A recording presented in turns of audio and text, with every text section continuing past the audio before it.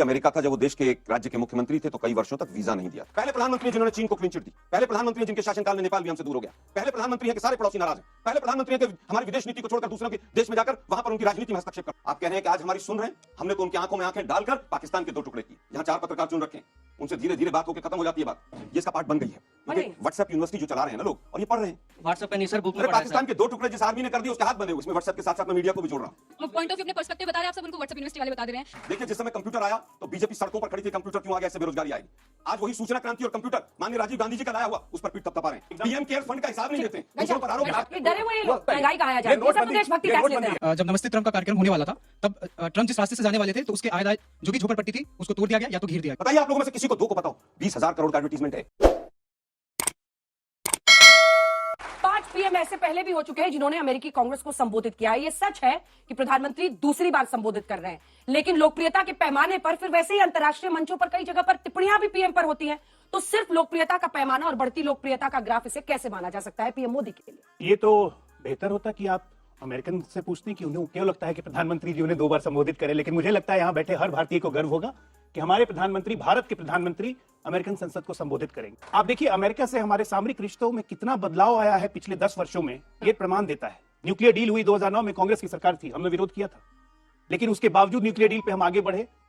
आज वो डील बढ़ते बढ़ते तमाम राष्ट्रपति के बदलने के बाद भी, चाहे वो डेमोक्रेट हो चाहे वो रिपब्लिकन हो, एक भारत अमेरिका के संबंधों में जो मजबूती और गर्मजोशी दिखी है वो कहीं ना कहीं प्रधानमंत्री जी के विजन को साकार करता है, जिसके बारे में 2014 में कहा गया था कांग्रेस के विदेश मंत्री और पूर्व सचिवों के द्वारा और सो कॉल्ड इंटेलेक्चुअल जायंट्स के द्वारा कि मोदी को विदेश नीति कहां समझ में आएगी, उसके तो पूछना पड़ेगा ना, हम लोग से मिलना ही पड़ेगा, विदेश नीति कहां समझ में आएगी। और आज विदेश नीति वो हो गई है कि न सिर्फ अमेरिका बल्कि G7 G20 हर देश हमारे यहाँ सम्मेलन करना चाहता है, हमसे संबंध मजबूत करना चाहता है। ये कहीं ना कहीं भारत की बढ़ती हुई अंतरराष्ट्रीय पकड़ और भारत की मजबूती का द्योतक है, और इसके लिए हर भारतीय को गर्व होता है।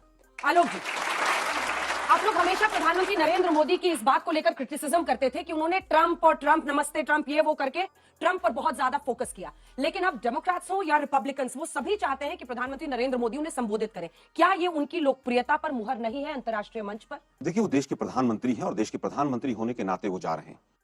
यही अमेरिका था जब वो देश के एक राज्य के मुख्यमंत्री थे तो कई वर्षों तक वीजा नहीं दिया था। यही अमेरिका था जब वो देश के एक राज्य के मुख्यमंत्री थे तो कई वर्षों तक वीजा नहीं दिया था। तो क्या जब लोकप्रियता कहां पर चली गई थी? देश में तो बीजेपी में तो तब भी लोकप्रिय थे। वही अमेरिका था जिसने H1B वीजा में सबसे ज्यादा अगर कटौती की तो पिछले 5 साल में की। ये वही अमेरिका है जिसने 2 साल से ज्यादा हमारे देश में हमारा सबसे बड़ा लोकतंत्र एम्बेसडर नहीं दिया। ये वही अमेरिका है जिसने मैक्सिमम समय तक पिछले 9-10 वर्षों में जिस तरह से जियोपॉलिटिकली हमारी मदद होनी चाहिए थी वैसे नहीं, हमारे पूरे दबाव के बाद भी पाकिस्तान की मदद। ये वही अमेरिका है जिसने तमाम प्रधानमंत्रियों को अपने यहां पर स्थान दिया। हमारे देश के प्रधानमंत्री हैं, वो जा रहे हैं, बहुत अच्छी बात है, हमें भी गर्व। लेकिन ये वही प्रधानमंत्री हैं जिनके काल में वीजा की डेट्स सबसे ज्यादा अगर रही लंबी 2-2 साल लग। जिस तरह की न्यूक्लियर डील की बात कर रहे हैं, मोदी साहब को 9 वर्ष हो गए। एक संधि, ये सारे बच्चे बैठे हैं, कोई इस तरह की एक संधि बताएं जो अमेरिका के साथ हुई हो जिसके ऊपर हम आज गर्व से कह सकें कि देश ने ऐसा किया। 1, 2, 3 न्यूक्लियर डील जो थी वो पहली अमेरिका की न्यूक्लियर डील थी जो बायलेटरल थी, जिसको हम भी तोड़ सकते हैं। अब बीजेपी आज कह रही है कि वो हम कंटिन्यू कर रहे हैं। आपको तो जवाब ये देना चाहिए, आपने विरोध किस बात का किया था जिसको आज आप कंटिन्यू कर रहे हैं? भारत की ताकत, भारत की ताकत, भारत की ताकत पहले भी रही है और भारत में बहुत लोकप्रिय प्रधानमंत्री रहे। भारत की ताकत आज इसलिए भी है कि अमेरिका को विश्व का सबसे पॉपुलेटेड देश भारत मिला। चाइना से ज्यादा पॉपुलेशन हो गई ये 6 महीने पहले हमारी। और अमेरिका एक व्यापारिक देश है, अमेरिका व्यापार करता है, चाहे अफगानिस्तान हो, चाहे भारत हो, चाहे चीन हो। अमेरिका में जिस तरह का पॉलिटिकल माहौल भी है वो भी उसमें सबसे पहले वो अपने व्यापार को रखता है। बायलेटरल डील अगर किसी ने कराई तो कांग्रेस के समय पे की। जब तक जहां तक की बात है, मेरे मित्र ने कहा कि विदेश नीति की बात, विदेश नीति का बट्टा बैठाने वाला सबसे अगर कोई पहला रिजीम रहा तो मोदी साहब का शासनकाल रहा। सबसे ज्यादा भट्टा बैठाया गया।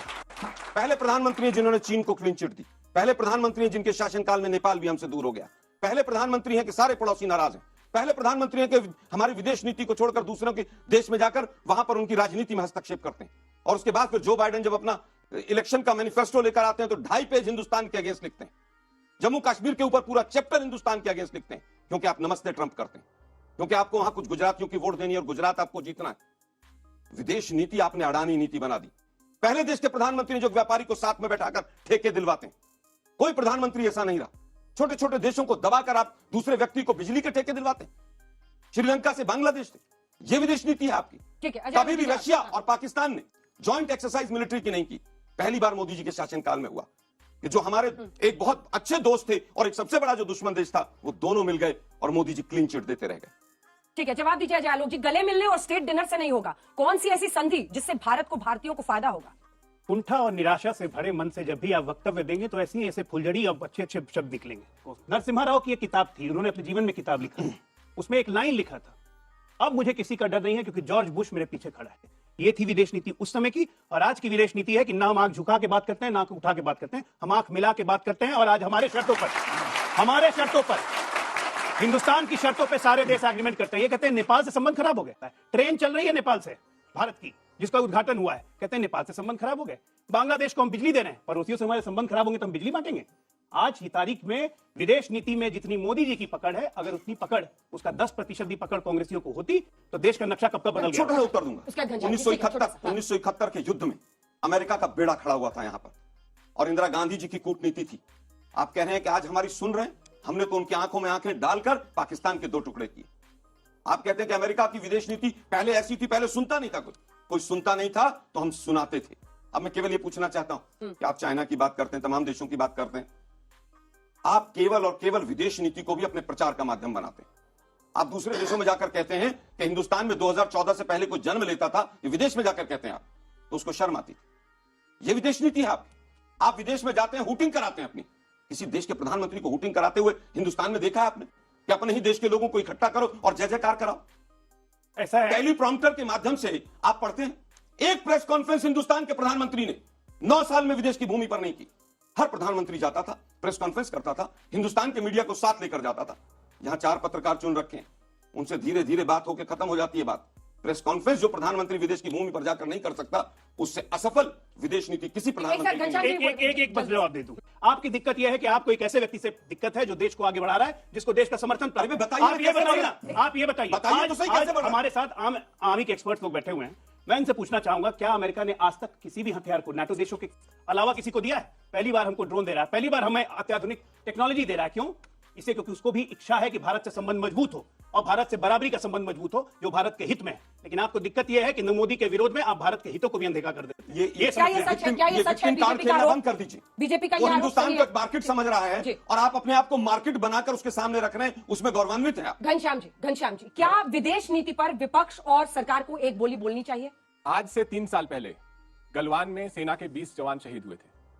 उसके 24 घंटे तक समूची मोदी सरकार सुन्न सन्नाटा था। उससे 2 हफ्ते पहले देश के रक्षा मंत्री वीडियो से वर्चुअल कैंपेन कर रहे थे। कहां कर रहे थे? जम्मू में कर रहे थे।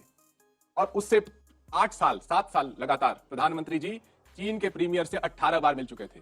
हर ऐसी मुलाकात पर उन्हें दुनिया का सबसे महान नेता घोषित किया जाता था। और उसके बाद इन 3 साल में चीन के साथ व्यापार हुआ $100 बिलियन का। सबसे जितने पिछले 10 प्रधानमंत्री मिला लीजिए, जितना व्यापार उन्होंने चीन को नहीं दिया, अकेले इनकी सरकार ने दिया। अब बात आती है कि प्रधानमंत्री जी विदेश जा रहे हैं, हमारी शुभकामनाएं हैं उनके साथ। मैं सोचता हूं, जो आपने सवाल पूछा कि प्रधानमंत्री जी विदेश जाकर के क्या कहेंगे, लोग कहते हैं कि विपक्ष कंट्रीब्यूट नहीं करता, तो मुझे लगा कि मैं टेलीप्रॉम्प्टर तो है नहीं मेरे पास, तो मैं मोबाइल पे कुछ कह के लिख के आया था कि क्या कहेंगे। मुझे लगता है कुछ इस तरीके से कहेंगे, आपने मुझे संसद में भाषण देने का अवसर दिया है, जानता हूं कि आपके यहाँ संसद नहीं कांग्रेस है, पर मैं 10 साल से तो कांग्रेस मुक्त भारत बना रहा हूं, इसलिए संसद ही कहूंगा। मित्रों, जब मैं पहली बार भारत की संसद में गया, मैंने माथा टेका, उसकी महिमा को देखकर रो दिया। बहुत लोगों ने उसकी तारीफ भी की। आज हाल यह है कि चलती हुई सरकार में प्रचंड बहुमत के साथ मैंने अपने ही संसद पर ताला लगा दिया है। एक नए संसद भवन का निर्माण किया है, जिसका सारे विपक्ष, संसद का बहिष्कार करने वाले कह रहे हैं संसद को ताला लगा दिया, आपके बीच में नहीं बोला था। एक नए संसद भवन का निर्माण किया है।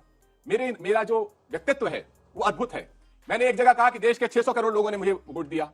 मेरे पार्टी के सभी प्रवक्ता और मंत्री कहते हैं कि देश के 44 करोड़ लोगों को मुद्रा लोन मिला। आज की भारतीय जनता पार्टी का ट्वीट है कि 220 करोड़ लोगों को वैक्सीन दिया गया। ये अद्भुत इसलिए है कि हमारे देश में तो केवल 26 करोड़ परिवार हैं, तो ये 600 करोड़ लोग कहां से आए? तो इस तरीके से झूठ के पुलिंदे पर मैंने बड़ी बड़ी बातें कही हैं, जिसकी बुनियाद पर मैं देश को आगे लेके जाना चाहता हूं। और इस संसद से मेरा एक और निवेदन है।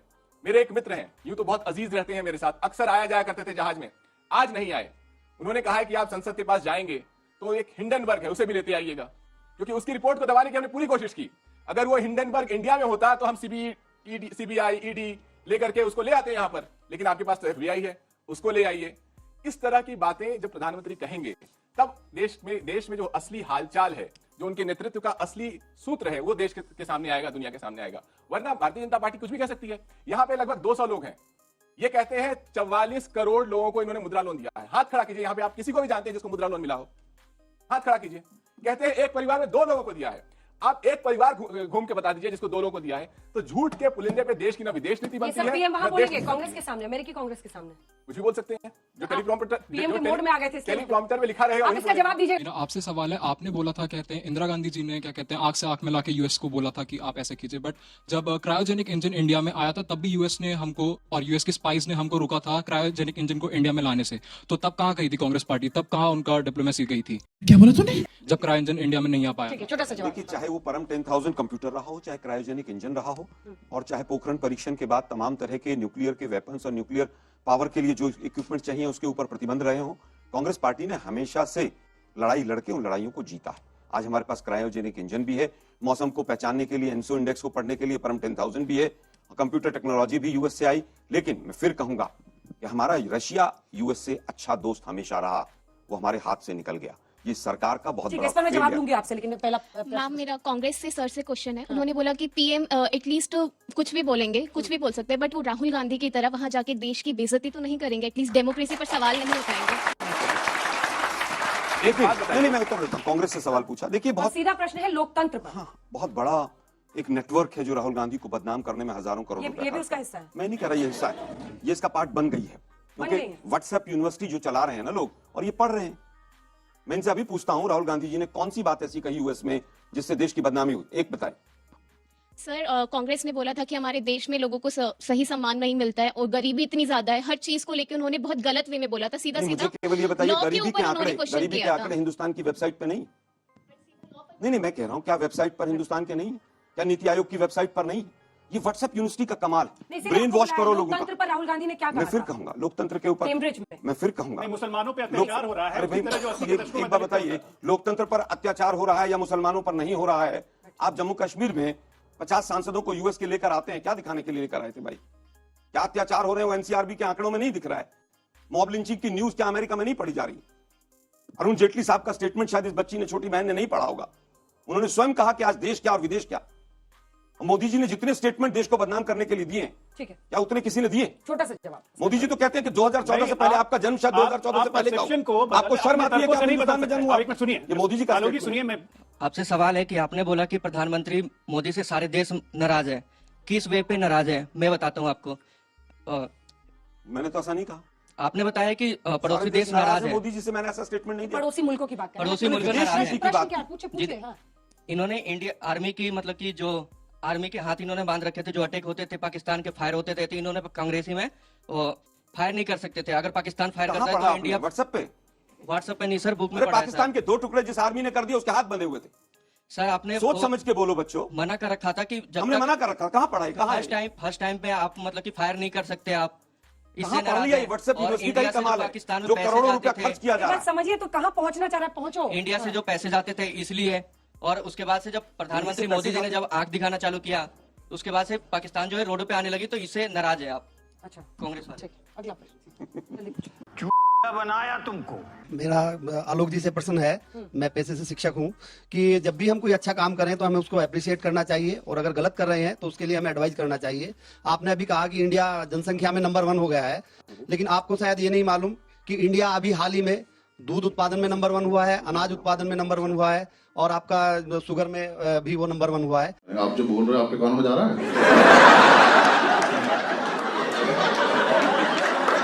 ऐसा तो नहीं सर, हम सुन रहे हैं। तो अच्छी चीजों को भी हमारे नेता प्रतिपक्ष को उनकी अच्छे कार्य ठीक के है, तो शिक्षक का ज्ञान है, इसमें सवाल नहीं है। मैं छोटा सा, इंडिया आज अगर नंबर 1 हुआ तो वो ग्रीन रेवोल्यूशन की वजह से, वो हरित क्रांति की वजह से। हरित क्रांति के 3 फेज आए, पहला गेहूं का, दूसरा चावल का, तीसरा दलहन का। तीनों कांग्रेस लेकर आई। चौथा फेज 1985 में श्वेत क्रांति आई, जिसमें अमूल आया, और दूध के लिए आई, वो भी कांग्रेस लेकर आई, मोदी जी नहीं लेकर आई। सही सवाल है कि पहले जब मनमोहन सिंह कहीं पे भी जाते थे तो उन्हें इतना सम्मान नहीं दिया जाता था, ना कॉन्फ्रेंस में भी उन्हें इतना सम्मान नहीं दिया जाता था, लेकिन अब जब मोदी जी जा रहे हैं तो कांग्रेस के पेट में मरोड़ क्यों मच रही है?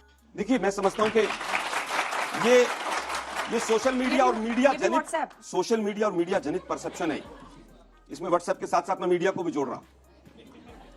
कारण क्या है उसका? बहुत अच्छा कारण है। हमारे देश के प्रधानमंत्री आज तक जो भी गए उनका सबका सम्मान हुआ। अमेरिका के राष्ट्रपति तो छतरी उठाकर हमारे प्रधानमंत्रियों को हवाई जहाज तक छोड़ने गए लेकिन उसकी मार्केटिंग नहीं की हमने, और ना हमारे पास मार्केटिंग करने वाला मीडिया था। आज मीडिया उनके पास है जो मार्केटिंग। एक लाइन मैं फिर कहूंगा, 9 साल में क्योंकि एक अगर अंदर एग्रीमेंट झांक लिए होते तो अपनी मार्केटिंग या अपनी छवि खुद बना ली होती। आलोक जी, आपके साथ यही प्रॉब्लम है। कांग्रेस पार्टी को अपनी लड़ाई खुद लड़नी होगी। कांग्रेस पार्टी को खुद लड़नी होगी। हर किसी को अपनी लड़नी होगी। खुद नहीं, मैं वही कह रहा हूं। लेकिन मीडिया को हम लोकतंत्र का चौथा हिस्सा कहते हैं। अरे मनमोहन इसको सिंह भूल जाते हैं फिर अब कि मीडिया अब लोकतंत्र का चौथा हिस्सा नहीं है। कांग्रेस को, विपक्ष को अपनी लड़ाई खुद लड़नी होगी, ये मीडिया कह रहा है। अरे ये सारे बच्चे जो आ रहे हैं उन सबका व्हाट्सएप कह रहे हैं। मीडिया को लेकर प्रश्न कभी कांग्रेस का भी प्रश्न उठाइए कि आखिर मनमोहन सिंह को लेकर क्या आपकी पार्टी के अंदर ही उनके कद को ऊंचा नहीं होने दिया गया? मनमोहन सिंह को क्या डरा कर रखा आप लोगों ने? दिग्विजय सिंह का एक बयान सुनाती हूँ, पार के 2 सेंटर्स होने चाहिए। क्या बात करते हैं सर आप? मनमोहन सिंह उसका एक उदाहरण करते हैं। देखिए, मुझे लगता है मैं जो कह रहा था वो अंजना जी ने प्रूव कर दिया। नहीं, बिल्कुल दिग्विजय सिंह साहब ने कहा है किस तरफ है। दिग्विजय सिंह कहीं नहीं प्रूव किया। सवाल बता रही हूँ, आईना दिखा रही हूँ। वो सच प्रूव, आईना दिखा रही हूँ, आईना दिखा रही हूँ। सर मेरे को आपसे एक रिकमेंडेशन चाहिए। यहाँ जितने भी लोग आ रहे हैं वो अपना पॉइंट ऑफ व्यू, अपने पर्सपेक्टिव बता रहे हैं, आप सब उनको व्हाट्सएप यूनिवर्सिटी वाले बता दे रहे हैं, तो आप हमें सोर्स बता दीजिए कहाँ से पढ़ के आए जिससे हम आपको व्हाट्सएप यूनिवर्सिटी वाले ना लगे। पॉइंट ऑफ व्यू आपके लिए हमेशा व्हाट्सएप यूनिवर्सिटी वाला है। आपके फेवर में बात करें तो हम व्हाट्सएप यूनिवर्सिटी वाले नहीं है। अगर अपना पॉइंट ऑफ व्यू रखे तो हम व्हाट्सएप यूनिवर्सिटी। तो सोर्सेज बता दीजिए कहाँ से पढ़े हैं। देखिए, मूल सवाल जब पूछे गए, ग्रीन रेवोल्यूशन पे पूछा गया, मैंने उसका सीधा उत्तर दिया कि मोदी साहब का हरित क्रांति में, श्वेत क्रांति में, किसी में, पिंक रेवोल्यूशन में, किसी में कोई कंट्रीब्यूशन नहीं। लेकिन परसेप्शन ऐसा है कि देश के अंदर अनाज के भंडार मोदी जी ने भर दिए। इसलिए कहा जाता है कि एनसीईआरटी किताबें पढ़ा करो, पता चलेगा हिंदुस्तान का इतिहास क्या है। 2014 के बाद हिंदुस्तान नहीं बना। 2014 से पहले भी हिंदुस्तान था। हमारे माताजी, पिताजी ने, हमारे दादाजी ने एनसीईआरटी पढ़ के हमारे ये पर्सपेक्टिव आया। एनसीईआरटी में ग्रीन रेवोल्यूशन, हरित क्रांति के चैप्टर पढ़ना। मोदी जी के पूर्वजों का नाम भी नहीं मिलेगा। अगर आप एनसीईआरटी की बात करें तो आप पूरा ओवरव्यू देखिए ना। एनसीईआरटी में इंडियन पर्सपेक्टिव से कहां तक कितनी हिस्ट्री लिखी गई है। ठीक है, अगला प्रश्न। मेरा बीजेपी से क्वेश्चन है कि जो नोटबंदी 2000 जो हुए हैं अभी, वो क्या सही है और क्यों है सही? देखिए, ये बिल्कुल सही है। ये निर्णय आरबीआई के द्वारा लिया गया था और ये निर्णय 2018 में ही लिया गया था कि 2000 के नोटों को चरणबद्ध तरीके से हम विड्रॉ करेंगे। इससे उसी के कारण से ये 30 सितंबर तक सबको टाइम दिया गया है। और ये 2018 में क्या निर्णय जनता को पता था? अरे भैया, आरबीआई एडमिनिस्ट्रेटिव निर्णय, बड़ा सवाल है। आरबीआई का एडमिनिस्ट्रेटिव निर्णय है। आज इसमें आरबीआई के गवर्नर का बयान आ गया कि चिल्लाने से कुछ नहीं। 2018 में, अच्छा, 2023 में 2000 के नोट अगर हट रहे हैं तो आप में से कांग्रेस किसी को क्या को पता परेशानी है भाई? पूछ लीजिए। इनसे पूछिए ना, 200 लोग हैं यहाँ पर। 2000 के नोट हटने से परेशानी क्या है? अरे परेशानी, आपको क्या परेशानी? मुझे परेशानी इस बात की, आप लोग झूठ बोलते हैं। इसमें झूठ क्या है भाई? नोटबंदी को आप लोग अब भूल ही गए हैं। नहीं, बताइए 2018 में किसी ने अंजना जी, जिस पर सबसे ज्यादा अभी भी पीक सब तपाते हैं हम अभी भी पीक सब तपाते हैं नोटबंदी। तो नोटबंदी क्या बात कर रही हैं सन्नाटा है, आप? ये 0% सोचिए, इस देश आज डिजिटल ट्रांजैक्शन नोटबंदी के कारण गांव-गांव में हो रहा है। आज आपके गांव में जाके फुचका खाऊंगा ना, वहां पे भी गूगल पे करके पे कर दूंगा। ये है नोटबंदी की ताकत। और ये लोग कहते थे, ये लोग ने पार्लियामेंट में इनके अर्थशास्त्री पी चिदम्बरम ने कहा था, जब हम गूगल पे और भीम ऐप की बात करते थे तो अर्थशास्त्री पी चिदम्बरम ने कहा था, इस देश की जनता को कैसे सिखाएंगे वाईफाई ऑपरेट करना। और आज हर गांव में वाईफाई पहुंच गया है। ये है हमारी ताकत, ये है उभरता भारत जो बर्दाश्त नहीं होता है। उत्तर देता हूं। देखिए, जिस समय कंप्यूटर आया तो बीजेपी सड़कों पर खड़ी थी, कंप्यूटर क्यों आ गया, इससे बेरोजगारी आएगी। आज वही सूचना क्रांति और कंप्यूटर माननीय राजीव गांधी जी का लाया हुआ, उस पर पीठ थपथपा रहे हैं। क्या नोटबंदी का केवल कारण यह था कि डिजिटल इकोनॉमी करना है? काला धन आएगा, पीला आएगा, सफेद आएगा, कांग्रेस का आएगा, उसका आएगा, फलाने का आएगा। आया ना? किसका धन आया ना? बताइए, आया तो कौन जेल में? तभी ना दर्द हो रहा है आपको? बताइए ना मुझे। आया तो अरे बताइए दर्द इसलिए ना हो रहा है। बताइए ना भाई। 250 से ऊपर शेयर कंपनियां बंद की, इतने पैसे।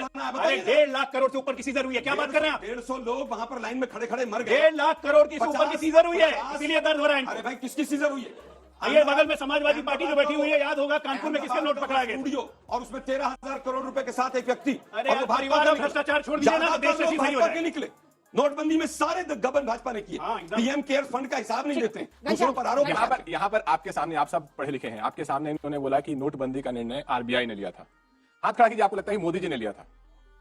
यूपीआई किसने बोला था? आरबीआई ने बोला था, आरबीआई के गवर्नर ने बोला था। 2000 के नोट। ये जो बात है कि आप लोग हाथ खड़ा करने से भी डर रहे हैं। आप सबने डरे हुए लोग। हाँ, सब हाथ खड़ा क्यों नहीं डरे? अरे भाई, मुझे भी बात कहने दीजिए। आप सब लोगों ने मोदी का भाषण सुना था। आपने ये भी सुना होगा कि अगर 50 दिन का समय दीजिए, कुछ गड़बड़ हुई तो जिस चौराहे पे कहिएगा। सुना था कि नहीं सुना था? आज हाथ खड़ा करने से डर रहे हैं। आरबीआई का उस समय गवर्नर कौन था? क्या किसी आरबीआई गवर्नर ने आज तक कहा है कि नोटबंदी का निर्णय मैंने लिया था? नहीं कहा। तो इसलिए झूठ में फंसे। यहां पे किसी ने बोला 2014 से 2014 से पहले बहुत गरीबी थी। क्या आप जानते हैं देश के जो 26 करोड़ परिवार हैं, उसमें 16 करोड़ परिवार औसतन प्रति माह केवल 16, 17, 18 हजार रुपए कमाते हैं। और आज सिलेंडर 1000 रुपए इन लोगों की देन है, पेट्रोल 100 रुपए इन लोगों की देन है, किराए में 5000 चले जाते हैं, स्कूल की फीस में 1000 रुपए चले जाते हैं, दवाई में 1000-2000 चले जाते हैं। जब आप बिल जोड़िएगा, ये जो लोग सड़क पे आपको ठेला पे दिखाई देते हैं, इनके घर का औसत खर्चा है 24-25 हजार रुपए। 16 करोड़ परिवार, औसत खर्चा 24-25 हजार रुपए, और आय क्या है 20 हजार रुपए। इसके बारे में बोलेंगे ये लोग, इन्होंने गरीबी मिटाई, महंगाई कहा है, ये नोटबंदी, देशभक्ति ये टैक्स नोटबंदी लेते हैं है। आप लोग। ऐसा है अंजना जी, एक छोटा सा उदाहरण देता हूँ। ये जो कह रहे हैं कि इतना इतना हो गया, अखिलेश यादव 2017 में जब चुनाव लड़े थे तो उन्होंने इलेक्शन कमीशन में दिखाया था कि उनकी वार्षिक आय है लगभग 40-45 लाख रुपया। अभी जब 22 में चुनाव लड़े अखिलेश यादव तो उन्होंने दिखाया अपने इलेक्शन कमीशन के एफिडेविट में कि उनकी वार्षिक आय बढ़ के हो गई है 95 लाख रुपया। 42 से 95 होगा तो देश में महंगाई भी नहीं बढ़ेगी, आपकी इनकम बढ़ गई है। पर कैपिटा इनकम जब 1,98,000 रुपया होती है तो अखिलेश लोगों की यादव इनकम की कमाई बढ़ गई है, इसलिए सिलेंडर की कीमत बढ़ गई है। सिलेंडर की कीमत हमारे शासन में कम है। मैं कह रहा हूं हर लोगों की देश में इनकम बढ़ी है, पर कैपिटा इनकम बढ़ी है, तो उसी तरह से एक्सपेंडिचर भी बढ़ेगा। आप जानते हैं इकोनॉमिक्स का अमेरिका, दूसरा चीज आप गड़बड़ा गए थे, एक बात आप गड़बड़ा गए थे। यूएस प्रधानमंत्री के यूएस विजिट के बारे में बात कर रहे हैं। क्या आप जानते हैं कि जो बाइडेन जो वहां के राष्ट्रपति हैं, उनका चुनावी मुद्दा सबसे बड़ा क्या है, जिसके आधार पर चुनाव लड़ने जा रहे हैं? उनका चुनावी मुद्दा है, मैंने इस देश में सर्वाधिक रोजगार दिया। भारतीय जनता पार्टी का क्या मुद्दा है? 45 साल में रिकॉर्ड तोड़ बेरोजगारी। आप अपने साथियों को देखते होंगे, आप जाइए जॉब की स्थिति देखिए।